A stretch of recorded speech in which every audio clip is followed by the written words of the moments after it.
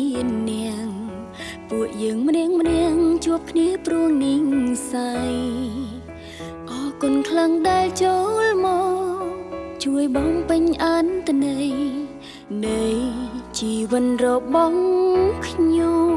អរគុណដូចគ្នាអរគុណដែលផ្ដល់ស្នាមញញឹមផ្ដល់ក្តីសង្ឃឹមក្តីស្រឡាញ់ដល់ខ្ញុំហើយក៏អរគុណដែលតែងតែហួងហែងព្រួយបារម្ភទុកខ្ញុំគឺជាមិត្តល្អខ្ញុំក៏ចង់និយាយអរគុណ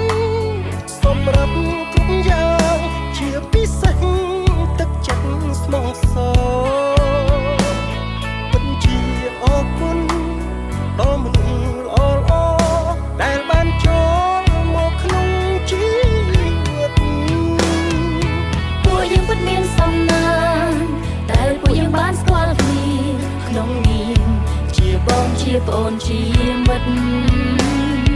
ម្នាក់សុទ្ធតែសំខាន់ជាចំណែកនៃជីវិតពួកយើងស្រឡាញ់រាល់គ្នារហូត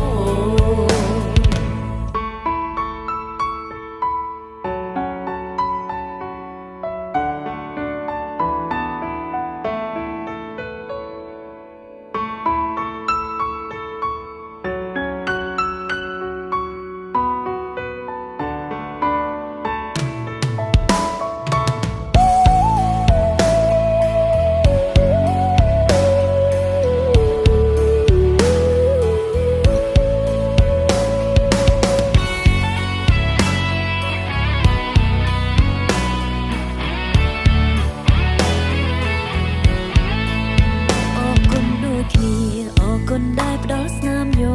មផ្ដល់ក្តីសង្ឃឹមក្តីស្រឡាញ់ដល់ខ្ញុំហើយក៏អរគុណដែលតែងតែ